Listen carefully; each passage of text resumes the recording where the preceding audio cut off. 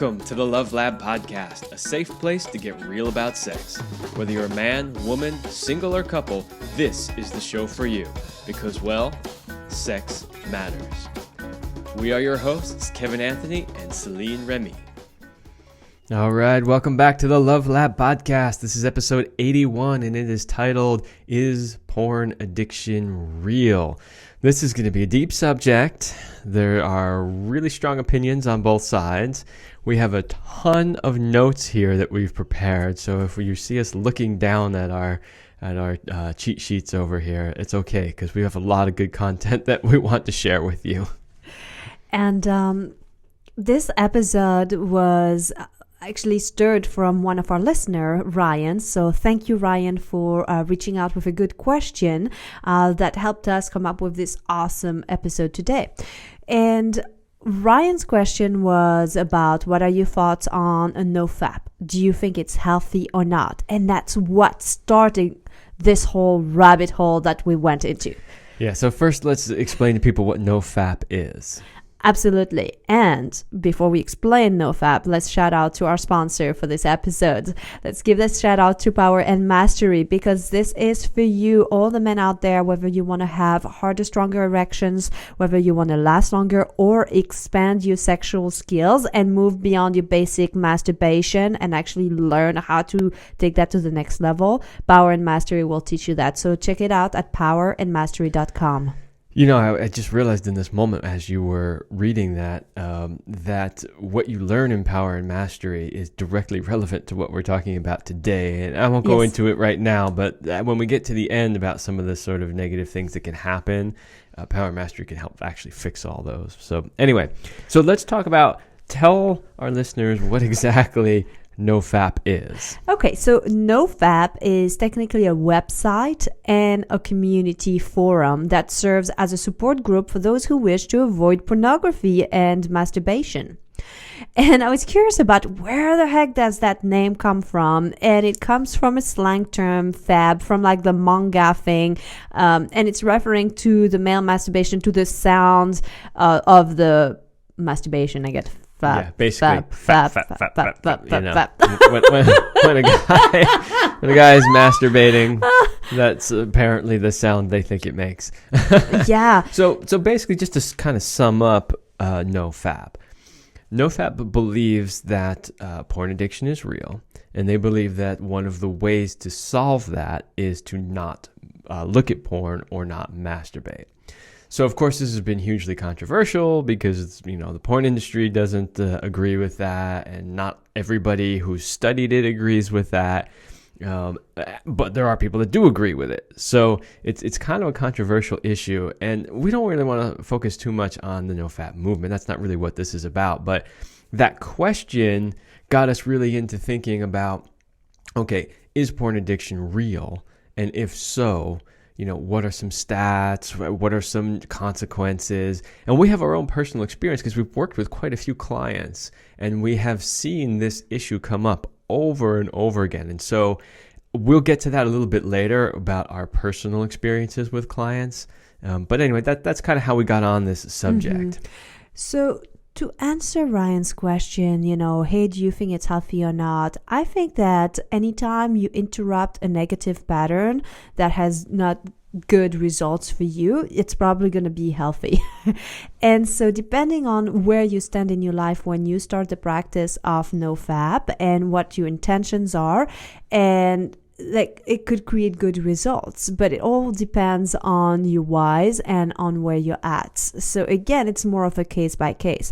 One thing that I do find positive about the NoFap movement is the whole social forum that's on it, because as you will see more when we go through this episode, the loneliness and the not belonging and the lacking connection can cause a lot of issues. So NoFap creates a forum, a place for men to gather together, to talk, to bond.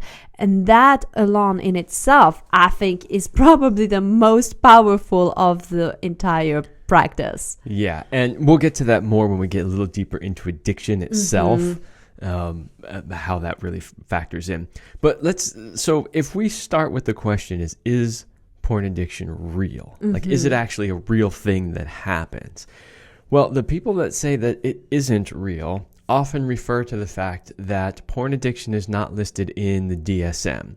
And the DSM is an acronym. It refers to the American Psychiatric Association's Diagnostic and Statistical Manual of Mental Disorders. So it's kind of like the Bible in the health and mental illness, industry. Now, I will state up front that even though something is listed in the DSM doesn't necessarily mean, in my opinion, that it's all that real. There have been things that have been listed in the DSM that the people who were responsible for getting them listed in the DSM later on said, now that really shouldn't be there. So, but it is what the psychological world sees as the final decision. So what does the DSM say about porn addiction? Well, nothing. It's not listed in there at all. At least not in the most current version. Wait, the most current article I could find referencing it. I don't own a copy of the DSM, although one of my ex-girlfriends did. She's a psychologist, and she was always like, let's see if it's in the DSM. But I don't own a copy, so I just had to search on the internet, and in 2019, they were saying it still was not listed. But the people who do believe that porn addiction is real will often cite a different manual, one that is used internationally, the International Classification of Diseases and Related Health Problems. The ICD is the international standard diagnostic tool for epidemiology, health management, and clinical purposes. It's maintained by the World Health Organization. And blah, blah, blah, blah, blah. We're going to skip through some of that. We don't want to bore you here. Yeah. So they actually list in the ICD something called compulsive sexual behavior disorder. And that includes a bunch of different things, one of which is porn. So some people say, well, just because in the US the DSM doesn't recognize it, the ICD does. Sort of, not directly. So now we've shown you that there are two camps. Those who believe that it's real, those who believe that it's not. And you can find proof to correlate like both ideas, right? Where it's like, yeah. There's a truth bomb, right? It's like almost no matter what idea you have, you can find one person that has proof for it and one person that has proof against it. Exactly. So that led us to want to go deeper into addiction. And there is a man who really does a lot of research around addiction and came up with some fantastic ideas around reframing really what addiction is. He's an expert in it. I'm going to let you pronounce his name because I don't want to butcher it. I believe that it's Dr. Gabor Mate. I think that's how you pronounce it. Okay. So one of the first things that Dr. Mate says is addiction is not a choice anybody makes. It's a response to emotional pain. Okay. So I love that in terms of like, that means that there's something deeper underneath that you're trying to solve through the behavior. So let's go a little bit further there. He says that the addiction meets some essential human needs that weren't met in that person's life. Okay, all right. So now we're starting to understand that deeper. Now, he's also saying that an addiction is manifested in any behavior that a person finds temporary pleasure or relief in, but suffers negative consequences as a result and does not give up or cannot give up despite the negative consequences. Wow, that's big. And let's just add the last sentence before you come in, Kevin, that virtually, according to Dr. Mate, virtually any area of human activity can become addictive, depending on the person's relationship to it. Absolutely. I mean, that's huge. And this is more cutting edge research on addiction, because the old research just used to say things like, well, it's because there's a physical addiction to the substance, like when it comes to alcohol or drugs. But what the new research is really discovering is that there's a lot more to it than just that physical addiction, and that literally anything can become addictive, because it really comes down to the person itself. And I love the way that Dr. Mate put it, which is that anything that a person finds temporary pleasure in but suffers negative consequences. So it got me thinking, like, I personally know people who have suffered from other addictions that you wouldn't necessarily think of as things that you could become addicted to. So I just wanted to look up like a couple of examples of that. So for instance, video games, right? There's no real physical substance that's going into your body that you can become addicted to. Do you have withdrawal symptoms when you don't hold the video game thing in your hands? Well, so I just wanted to look up some numbers on video games, and one article I found stated that an estimated 72% of American households play video games, and an estimated 9% of the 3,034 participants in this study showed signs of video game addiction. So 9% of the people that play video games show signs of video game addiction. Okay, well, that's interesting. Here's another interesting one. Workaholism. How many of you know people who are addicted to work? How many of you are addicted to work? I mean, I know I've been at certain time in my life, not on the long term, but I've noticed the effect when I focus on a project to get it done, and that becomes my sole focus, and I breathe, live, dream it, and it's like nothing else exists, and it's like it's compulsive that you get up, you have to get it done, you have to do this, and I feel lucky that it was only for a short period of time for something specific that I was trying to accomplish, but I do know people who it's their lifestyle. Well, we know lots of people because being entrepreneurs ourselves, we tend to hang around with these entrepreneur kind of circles and people, and we see these people that will work 7 days a week, 12 hours a day, and if you're not doing that, they're like, what's wrong with you? What kind of an entrepreneur are you? You know, so they're addicted to work. Now, or you meet in like social circles and all they want to talk about is work. Yeah, that happens too. But according to some statistics that I did find when researching this, is that workaholism affects an estimated 30% of the general population. Wow. 30%. So that's huge. So we've got video games, we've got workaholism, social media. This was an interesting one because, and I find there's probably a reason for this, and it's not just a coincidence, but when researching social media addiction, I found it very hard to find any studies or any relevant articles past about 2014, 2015, which is interesting because social media is so much bigger now than it was in 2014 or 15. I'm guessing that there's been some suppression of that data. But even with what I could find searching around, from back then, they were estimating 350 million social media users suffer from Facebook addiction syndrome. They even called it Facebook addiction syndrome. And that was just Facebook. I tried to find some more recent numbers for Facebook, couldn't really find anything. I mean, obviously, maybe if I keep researching, I dig deep enough, I'll find it. But that wasn't really the focus of this show. I tried to find some good numbers on Instagram, and nothing current. It's all old stuff. But even at those old numbers, you're seeing massive amounts of people that are addicted to social media. So the point that we want to make here is if we're going to discuss a topic like, is porn addiction real? Especially when you have two camps very much entrenched in their thought of whether or not it's real. The absolutely not doesn't exist in the DSM, it's a fake thing. And then the absolutely it does and it's massively harmful camp, it's right? ruined relationships and men's lives and women's lives, yeah. So again, what is the answer? Well, they're kind of both right in a sense that you're not necessarily addicted to the porn, but anything that you find temporary pleasure in that can have negative consequences can become addictive. And anything that you can't seem to stop, like that whole, like, you know, some of the clients that I've worked with where he's like, yeah, it's like 2-3 times a day. But then what he was noticing, and I think we'll go more in that later too, was for him, he was realizing that he was reaching out to porn when he felt anxiety. So that was a way to ease his anxiety, or when he felt not really motivated. And so some of the things that we walked him through was like, hey, what are other activities that can lower your anxiety? Like meditations, like taking walks in nature, deep belly breathing. I mean, so many different things, you know, it has to be tailored for the person. And what are other things you can do to pick yourself up? And one of the rules that we put in place was also that he was not to go on, watch porn or masturbate online with porn unless he was feeling good. If he wasn't feeling good, first he had to tend to that. Then, if he still wanted to, he would then get to porn.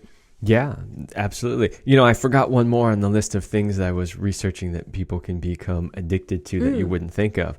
And this one I've personally experienced, not because I was addicted to it, but because I worked in the industry, and that's exercise. And exercise addiction is really a real thing. And, in the stats that I found, they're estimating about 3% of gym goers are actually addicted. Like, they show signs of actual addiction. But those numbers ramp way up when you look at different sections of the exercise population. So among sports science university students, that jumps to 7%, so it more than doubles. When it comes to runners, some research was showing 25% of amateurs qualify as exercise addicted. Oh, wow. With the prevalence doubling to 50% in marathon runners. And I trained with, and I personally trained people who were into like triathlons and stuff like that. And I can tell you they're absolutely exercise addicted. So just a few more things to kind of throw out there, that addiction isn't so much about the thing itself. Excluding, something that has a physical effect like, a drug or, even sugar or something like that. But outside of that, it's actually more of the person and what they gain from it. Like, because a lot of people say, I exercise. So what's the big deal if you're addicted to exercise? Well, they've done studies that show that these people that do these excessive marathons all the time, they're actually not healthy. Because something is healthy for you to a point. And then past that point, it actually has a negative consequence. So you can actually over-exercise and harm your body in some pretty serious ways, not just like you wear your joints out or you have pain here or there. Like, you can actually literally shorten your lifespan from over-exercising. There's people that get addicted to water. Drinking too much water is a big problem too, because it'll flush all the minerals and vitamins out of your body and cause all kinds of deficiencies. And so if we go back to Dr. Mattei and how he says, anything that brings temporary relief and pleasure, but can have a negative side effect, is something that you could potentially become addicted to. So then the question is, and I'm leading you into the next part here, is what is it about porn that makes people addicted? And I can't wait to get to the part where we also reframe some of those words and see how we're going to say that. But right now, let's look at what this could act as a cover-up for something much deeper. So people could be medicating their depression and anxiety, just like the client I mentioned earlier. That was self-soothing practices there. People can be acting out a hostility that they can't let into their consciousness. Or, they could even be experiencing, like, not just the hostility, but also maybe the fantasy or some sexual things that they might think is deviant or out of the norm or whatever that they're judging. It could be an arousal disorder. It could be something around a denial of a disturbing sexual preference or orientation. Again, like not owning your kinks or what you like. It could be a fear of getting too close to a primary partner. And I think that's what a lot of people are afraid of, because that has been the experience for some couples where the woman's like, he's choosing porn over me. And so ultimately it's not porn, it's his fear of intimacy. Really, that's the issue, and that's what we need to tackle. But anyway, let's move on. It could be a recurring sexual dysfunction with a partner. It could be inadequate attraction to, or even have unspoken resentment towards a primary partner. I mean, these things are real, these things are deep, and some people are very not comfortable bringing these to light. So they'd rather like put this band-aid or use porn so that they don't have to feel or acknowledge or act on what's truly going on, because that's painful or that can be scary. I mean, especially if you are in a committed relationship and you lost the attraction. I mean, how do you go and say, I'm not attracted to you anymore? Like, you're like, maybe it's easier to just watch porn to get me going so that I can still have sex with you when we have to have it. And so I see why people would choose that at certain time. But ultimately, And by the way, I want to bring in somebody new here in the equation. It's Marty Klein, who's a sexologist and really author of books. I mean, really fascinating man. And what he says is that no one lives a vibrant, intimate marriage in order to consume pornography. Most married porn users are in positive, satisfying marriages. Others are in unsatisfying marriages caused by depression, anxiety, selfishness, poor communication, alcohol abuse, or conflicts about parenting, money, religions, in-laws, or sex. I mean, you name it. And he says, as documented by the Bible, the Greeks, the Quran, and Shakespeare's, people have had marital problems for these non-porn reasons since ancient times. Oh, shocking. Yes. And so I love what he's saying, like...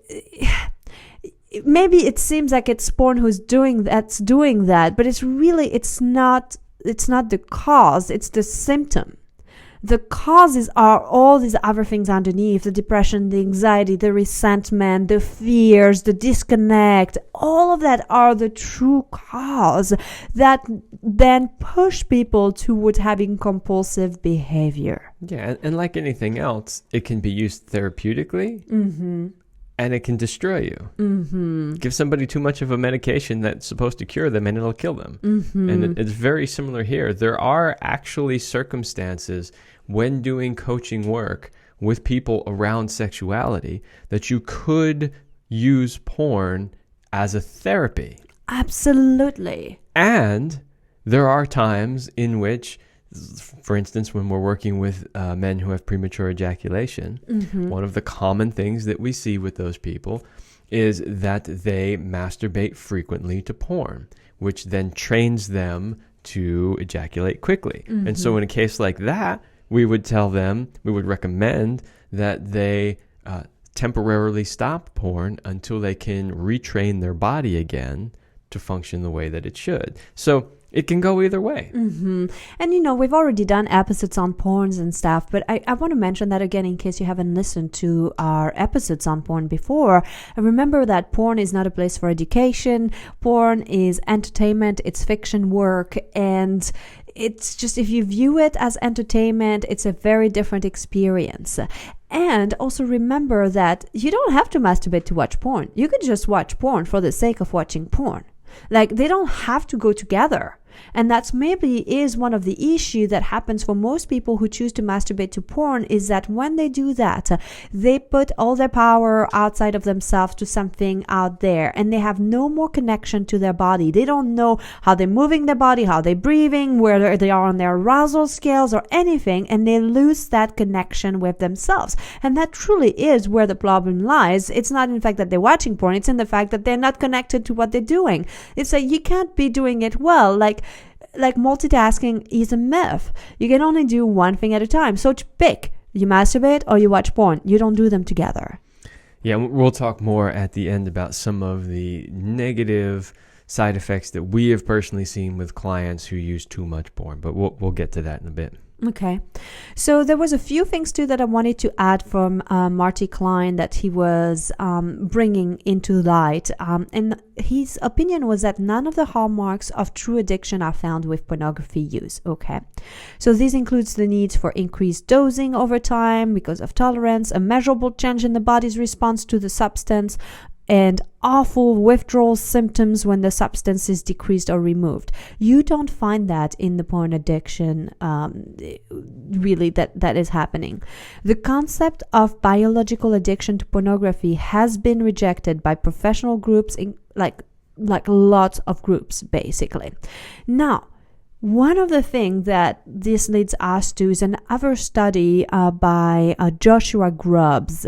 And basically, what the summary of that study, which was done in 2015 and studied like thousands of people, is that seeing oneself as a porn addict was predicted not by how much porn one views, but by the degree of religiosity and moral attitude towards sex. And that people who believe themselves to be porn addict need help with understanding what their use of porn means, Can we just go back to that first part that you talked about? Yes. which was showing that seeing oneself as a porn addict was predicted not by how much porn one views, but by the degree of religiosity and moral attitude. So basically what that's saying is it's all relative. In other words, if you're a deeply religious person, you could watch just a little bit of porn and you would consider yourself a porn addict. Yes. Or you could maybe not be religious or have different, moral standards and watch a ton of porn and think, I just love sex. There's nothing, there's no addiction there. I have a healthy sexuality and healthy sex drive. So, but here's the thing. If we're talking about is something truly addictive, we have to have an objective measure. Mm-hmm. And we can't have it be subjective based on your religion or your morals or your whatever. And I think that's partly why this debate keeps going back and forth with both sides, is there's no way to really objectively measure whether or not this is actually addictive, at least not that we've found in our research so far. Maybe we have some people in the industry listening who are like, yes, there was a study. Okay, let us know. That would be interesting. Okay, I want to share about what they found, though, again, at this study by Grubbs. They were saying that by telling people that their use of porn constitutes a disease, they are promulgating suffering and anxiety, instilling into people that their use of pornography means that there is something wrong with them and that this use has potentially dire consequences. Yeah, this is the reverse placebo effect, right? So this is one of those things, and this has been well documented in medical science. Like even during the big HIV crisis, they found that just simply giving people the diagnosis of being infected with HIV, their health immediately declined and they died. So it's a similar thing here, whereas when somebody goes out and gets a diagnosis of being a porn addict, all of a sudden that then causes all of this anxiety and depression and other negative symptoms that come with it. Yeah. And so basically what that means is using the term porn addiction is a term that we don't use in our practice. When people come and tell us, oh, I'm a porn addict, I'm like, okay, what does that mean to you? And then we break down, how do you use porn? Why do you use porn? What are you trying to get through that usage? And this is really how we can dive into the real cause of it and not just stay on the surface. And the more you will go around diagnosis people, labeling them as porn addicts, the more you are going to shame these people and continue enforcing something that's not working. And it's not helping. It's not helping you if you are the person who is in a relationship with that person. It's not helping them to see themselves as successful. I'm not saying like, hey, don't look at it and bury your head in the sand and pretend it doesn't exist. But like, don't give this shitty diagnosis half-asses just because you're judgmental of their ways of doing sex. Maybe acknowledge that, wow, you've got a really different sex drive and I can't really relate. Or since you've been focusing so much on watching sex with other people, I don't feel connected and intimate with you anymore. Like, this is more real than saying, oh, you porn addict, you, oh, poor me. So let's talk a little bit about our personal observations and experience with porn and its potential negative side effects. So I have had, even before I started doing this work as actual, like, legit work, I would have male friends come to me and ask me questions about, well, how can I last longer? And I want to get better. And every time that we would start to go down that road, we would always find at the bottom of a bunch of layers of stuff that they would spew out is that they had a porn addiction issue. I mean, almost every time that was the case with all of these guys that would come to me. And so we would start talking about, okay, well, how long can you last? And blah, blah. And then eventually you'd get down to, well, yeah, I masturbate like every day to porn. And what I found is that was a big contributor to the premature ejaculation that they were experiencing because, and we've given you stats on this before, like how long the average person watches a porn video. It's like a couple of minutes, and that's why these sites that have just short little clips are so popular, because most guys don't get more than a couple minutes into it. And the problem with that is that you put on a super hyper stimulating porn video, And then you start masturbating, and then 2 or 3 minutes later you ejaculate, and you're like, done, close the computer, okay, I'm out of here, you know. But if you do that enough over time, you're literally training your body to ejaculate faster. And so that's definitely one of the negative side effects that I've seen some men have with porn use. Another one is a loss of desire for sex with actual humans. And, you know, it's an interesting one because as I was reading this, I thought, well, I also see a loss of desire for connecting with human beings just by being online. And so it's not just with pornography. I think it has to do with this whole online world that we've created, where people have such a hard time now looking another being in their eyes, like in being with somebody. And somehow, I don't know, it shields you when you're behind a screen. And whether it's through watching porn, whether it's through being on social media, on hundreds of different forums or whatever it is, the lack of interaction with other human beings starts to be very evident, and your inability to really connect can be reinforced by that. And then the whole thing too about, sorry, I'm going to do one more thing, is remember expectations? We did a whole episode on expectations. And if you only look at things that's not real, like we mentioned earlier, porn is fiction, but you think that this is real life, you're in for quite a surprise with reality. It's not going to match up the expectations and the whole scenarios that you've created in your head.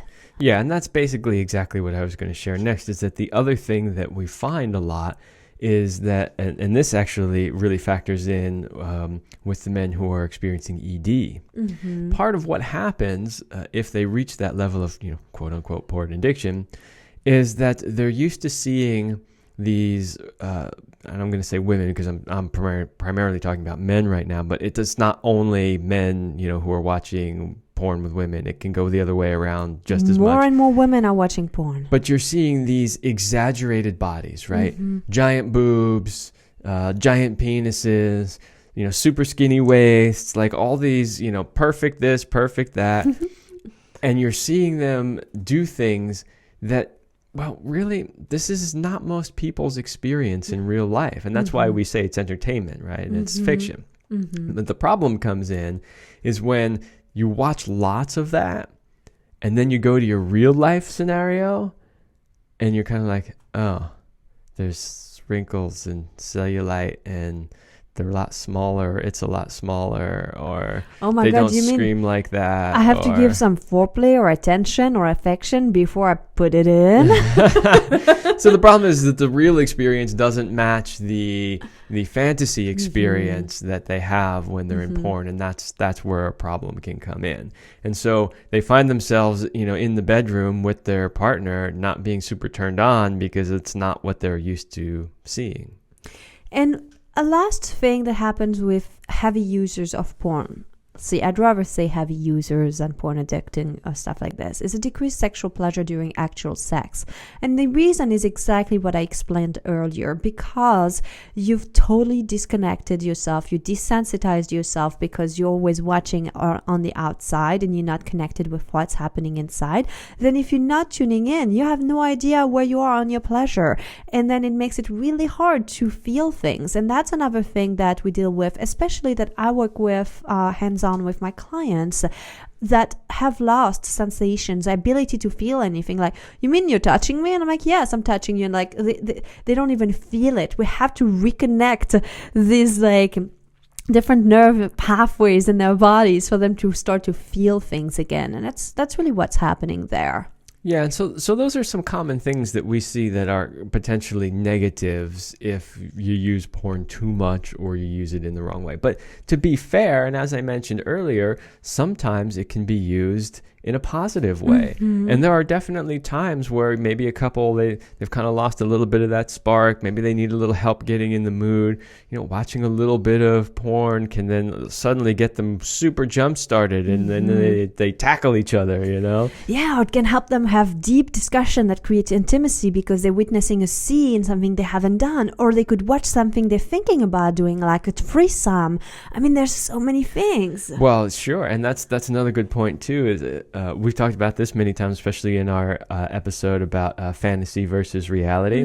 One of the things that we talked about in that episode was that, and this is true a lot for women, but it could be true on both sides as well, is that a woman might fantasize about something, but that doesn't mean she actually wants it to come true. But say using porn could be a way that you could experience that thing you're fantasizing without actually doing it. For instance, the threesome is the great idea, right? So some women, men love threesomes, women love threesomes, but not everybody loves threesomes. And so a woman might be fantasizing about having a threesome, but at the end of the day, she doesn't really want her man to fuck somebody else, right? And so one potential way would be to watch a threesome in porn, and that can kind of simulate the experience without actually having to do it. So there are positives and negatives.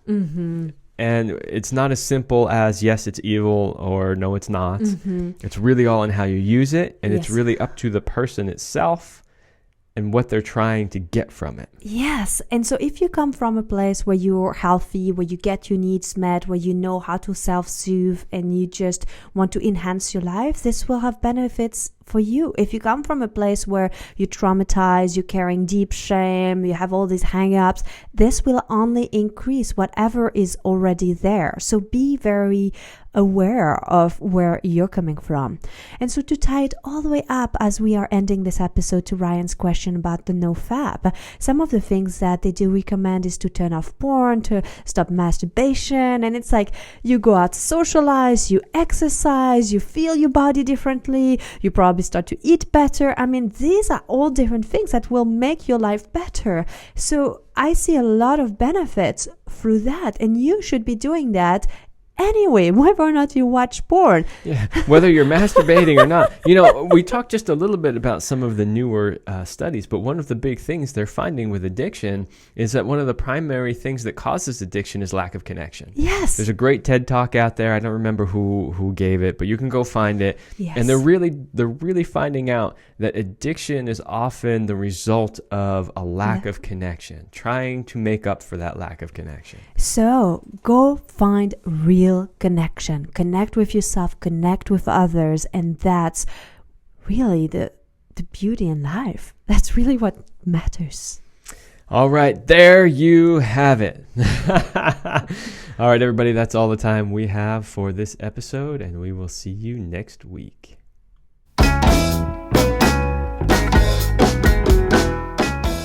We hope you liked this episode of the Love Lab podcast. If you enjoyed this show, leave a comment and share it with your friends. And if you want more, we have an entire digital library with the best sex tips and relationship advice at CelineRemy.com. That's CelineRemy.com.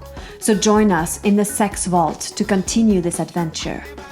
Thanks for listening. And remember, you're amazing.